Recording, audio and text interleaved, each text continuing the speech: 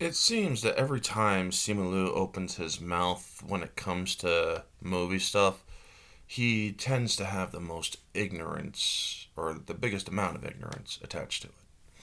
Welcome back to Orange Hat Reviews, everyone. Hope you're all having a wonderful day.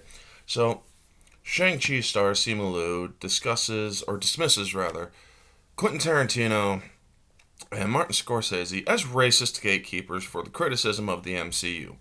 Yep, if anything is against the MCU, it's racist.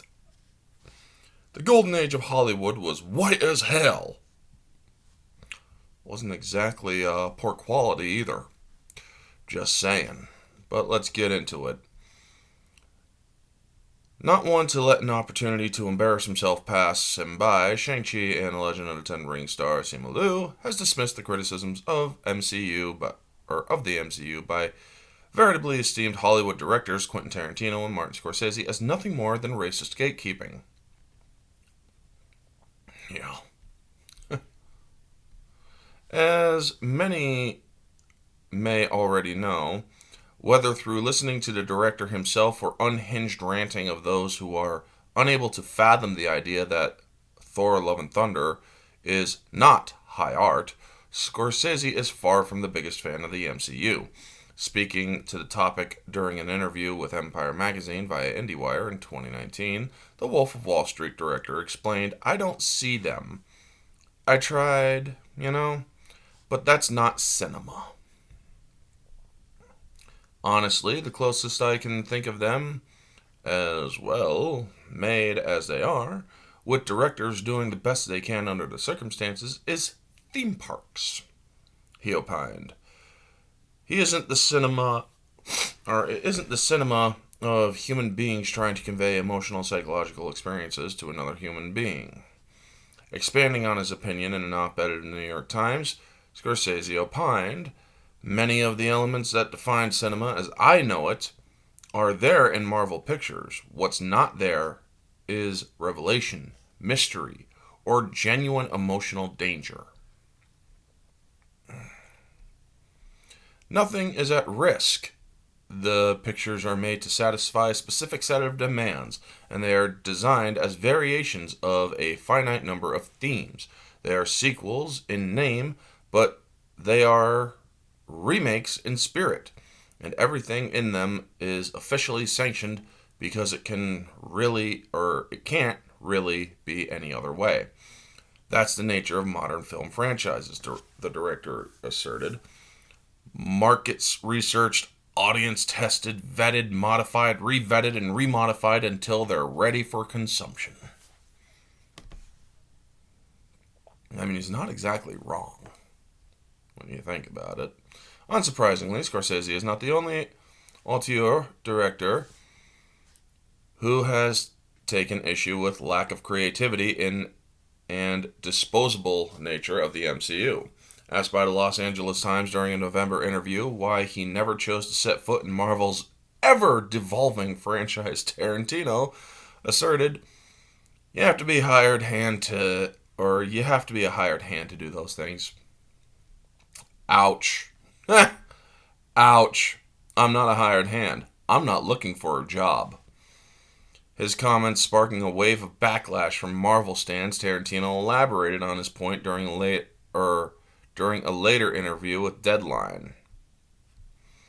"Marvel is a company," said Once Upon a Time in Hollywood director. "They have properties, and when they hire a director, they're hiring a director to shepherd their property. I'm not looking for a job like that. I'm not even eligible for a job like that." Raising concern about the creator's rights, Tarantino told the entertainment news outlet, "If it was going to work out for me, I would go to Marvel Comics, I would create a character. They would have no rights over the character other than to publish the book. And then, when the book became successful, I would make a movie and they would have no rights over the movie other than the privilege of releasing it." He's smart. He is actually very smart in this. Further expounding on his disdain for the MCU's active assault on creativity during a November 21st appearance On comedian Tom Segura's Two Bears, One Cave podcast, Tarantino posited that part of Marvelization of Hollywood, or the Marvelization of Hollywood, is that you have all these actors who have become famous playing these characters, but they're not movie stars. That is very true. They're more like activists, right? Captain America is the star, or Thor is the star. I mean, I'm not the first person to say that. I think that's been said a zillion times, you know? But it's like, it's these franchises' characters that become a star. And that is true. I mean, yes, when you think of Chris Evans, you think Captain America. When you think Chris Hemsworth, you think Thor. When you think of Chris Pratt, you think Star-Lord, but you also think of a million other movies that Chris Pratt has done. Right, he asked I already said that. Predictably, Tarantino's refusal to praise such moments as Yelena's disregard for the seriousness of the Red Room's forced hysterectomies as the pinnacle of modern storytelling only led to more outrage amongst Marvel diehards. Eventually, taking note of the fervor, Liu seized the chance to clout chase and took to his personal Twitter on November 22nd to refute the director's criticisms by accusing them essentially being nostalgic for racism. It's only the gatekeepers to movie stardom, or if only the gatekeepers to movie stardom came from Tarantino and Scorsese, I would never have had the opportunity to lead a $400 million plus movie, wrote Shang-Chi actor, implying that the two directors have personally dismissed his career because of his Chinese ethnicity. I am in awe of their filmmaking genius, he added. They're transcendent auteurs, but they don't get to point their nose at me or anyone. They're giving their opinion, Simu Liu. Are you saying that people are not allowed to give their opinion about people or about movies? How very communist. Yeah, how very communist of you. Seems to fit with, yeah.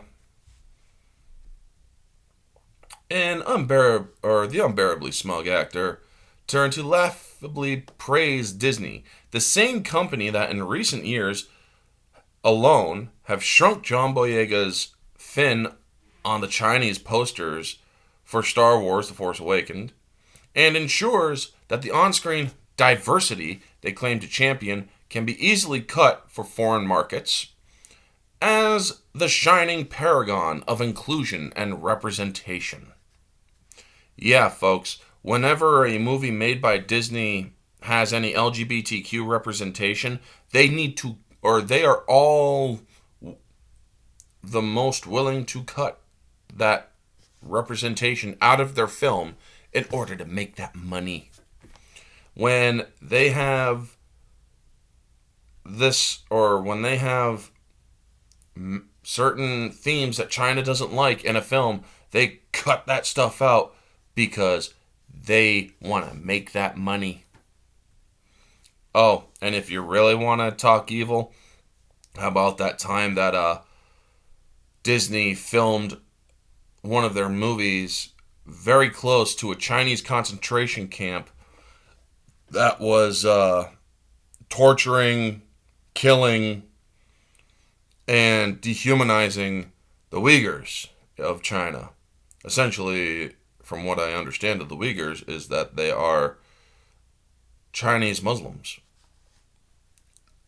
But yeah, Disney is not only willing to shoot films not too far, or shoot a film not too far from that, they actually thanked China for doing it. Or being allowed to. Yeah, and this is what we're talking about, the Chinese photo, or the Chinese poster. Here's Finn down here. I'm moving my mouse pad here. There he is, large as life in this one here.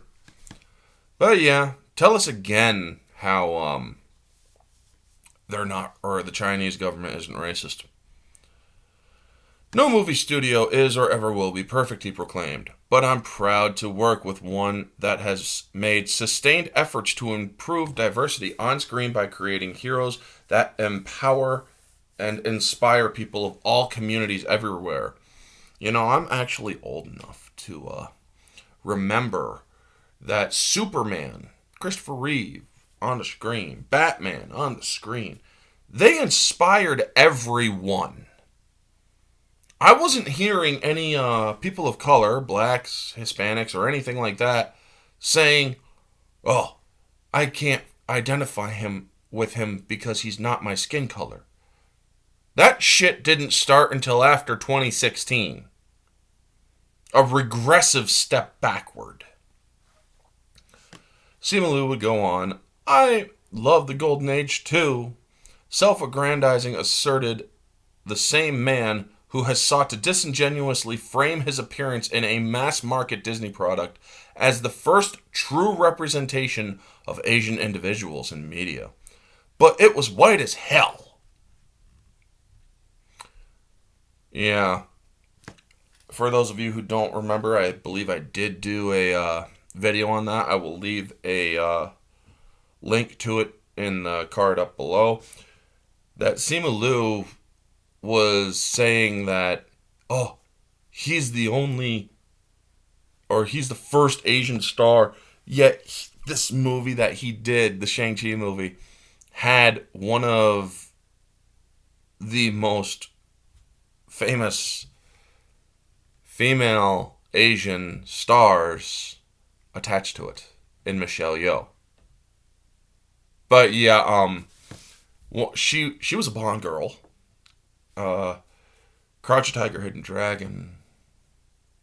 I mean, this Michelle Yeoh, it has been a representative of Asian culture for decades before Simu Liu came along. Yeah.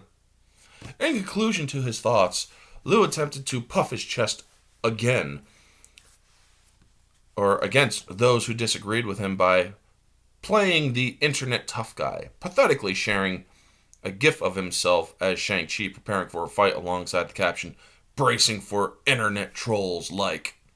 Oh yeah. I saw what that was, or I saw that tweet and I'm like, oh, what has this idiot been doing? This is far from the first time Liu's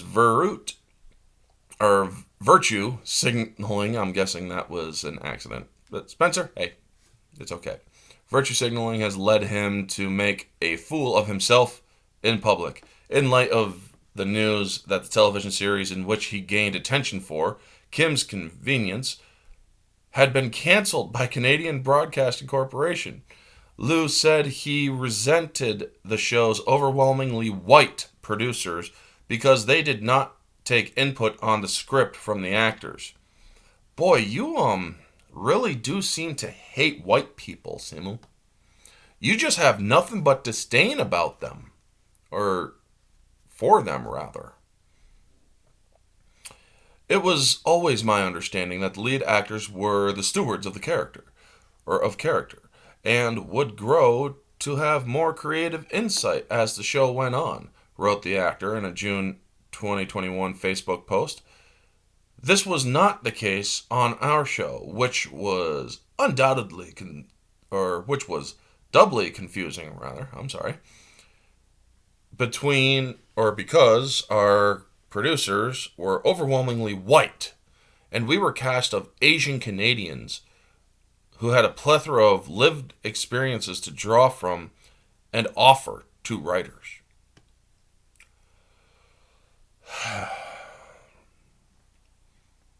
Now, folks, I want you to bear with me. Just imagine a bunch of white people who are actors, and imagine the production was overwhelmingly black, or overwhelmingly Hispanic, or overwhelmingly any other demographic. Choose one. And the actors came out and said, well, or said the same thing, but flipped to that, or to fit that narrative, they would be blacklisted from Hollywood. They would.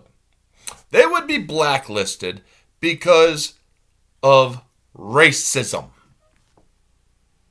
Yeah. Continuing.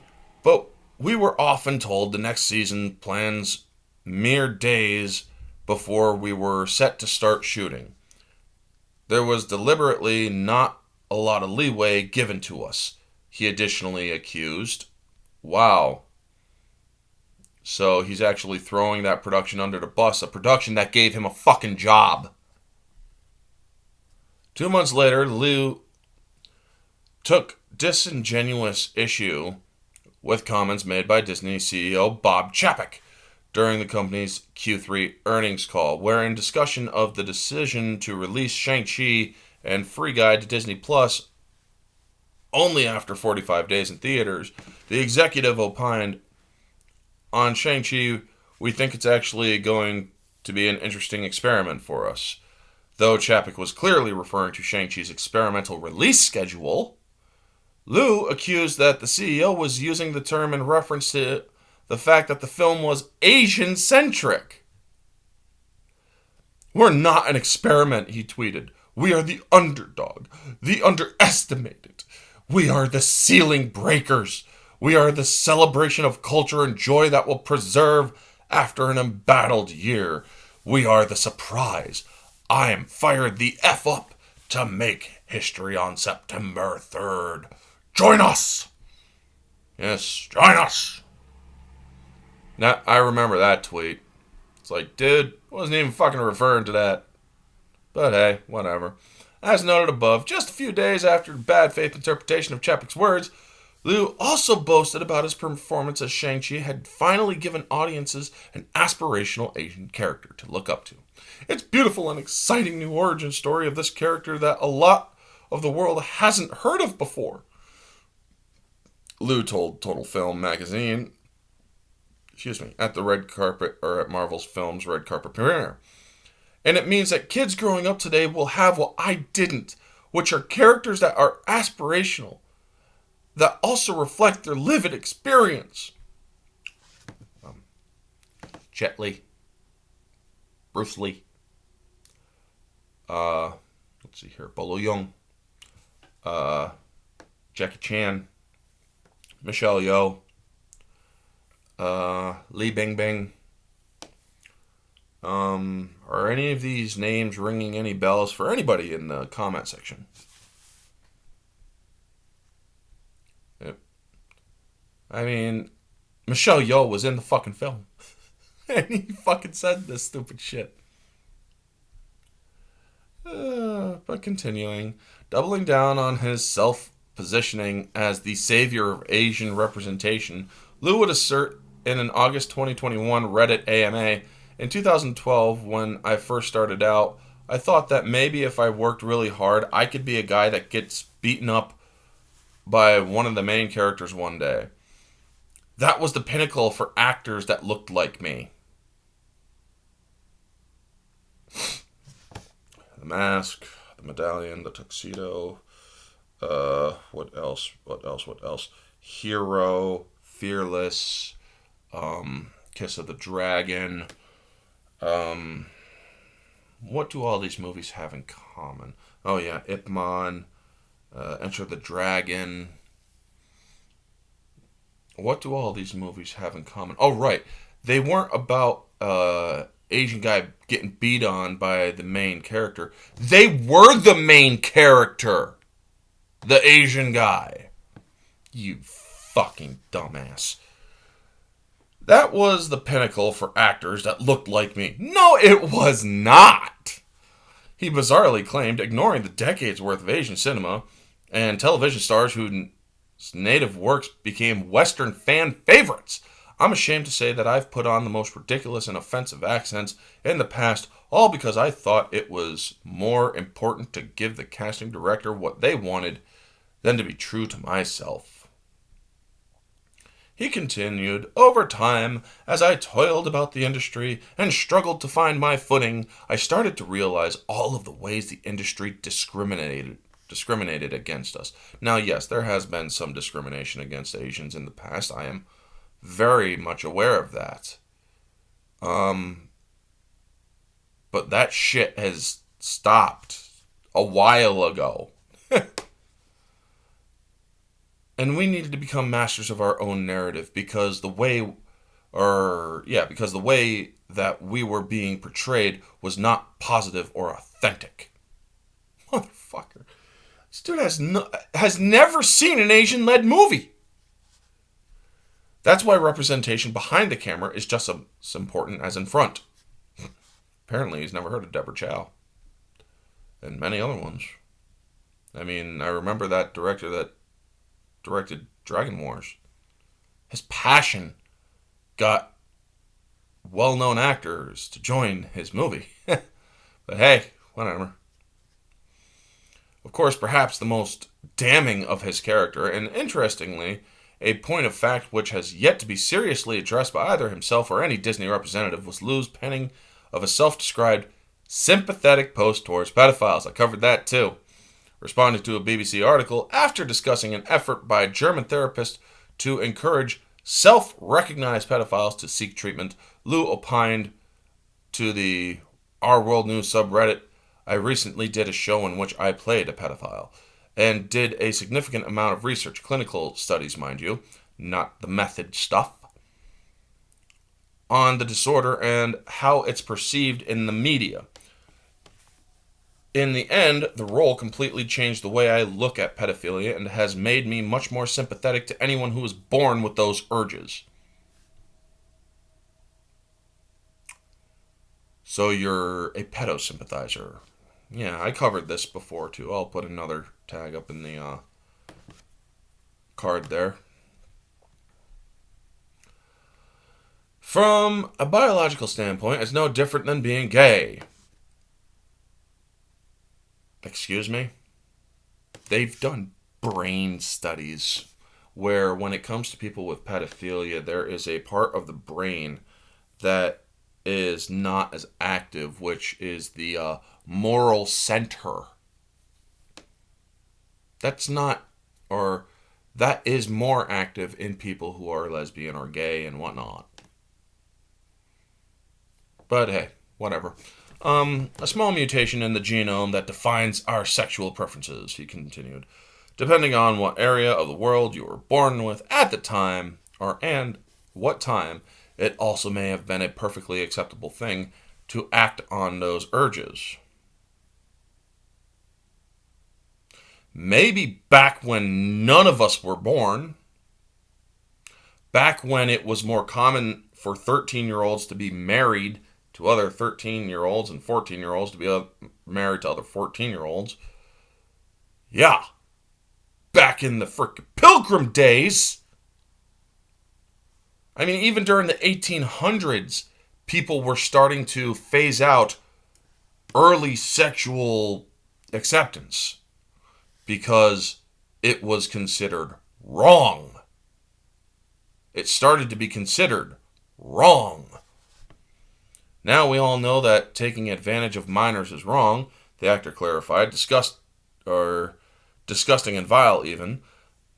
But with the exception of Germany, we are going about it completely the wrong way. It's like we have learned anything by studying homosexuality. Are we? We're talking about exploring the same cures to pedophilia as we were about homosexuality 20 years ago, a la conversation therapy and whatnot.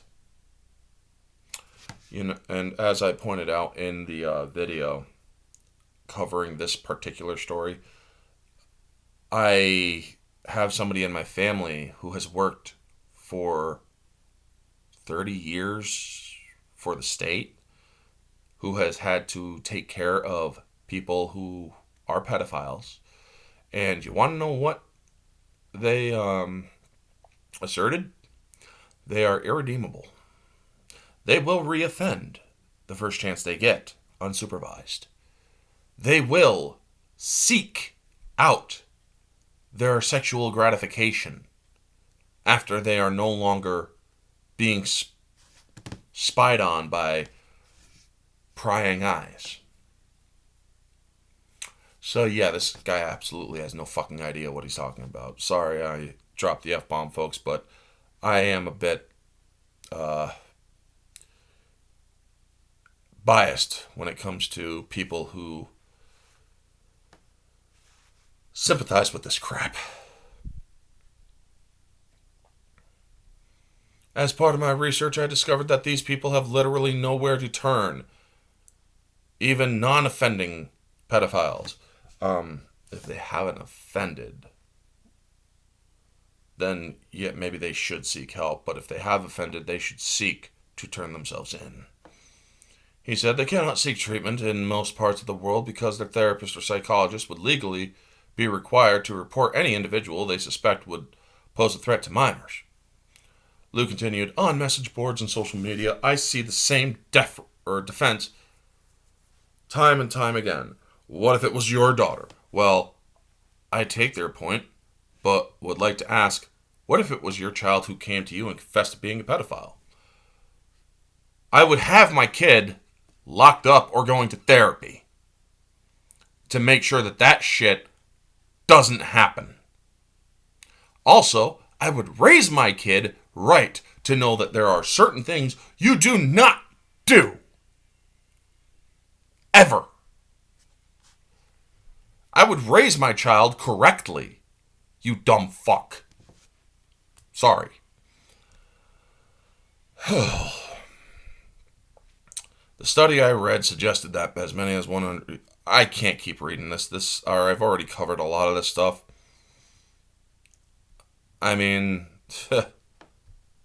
Okay, that's it. So, yeah, Simu Liu continuing to be racist towards white people, especially white people, in this case, who have a lot more movie experience than he does, and who knows a lot more about cinema than he does, apparently, because, according to Simu Liu, he doesn't know that Bruce Lee, Jackie Chan, Jet Li even existed.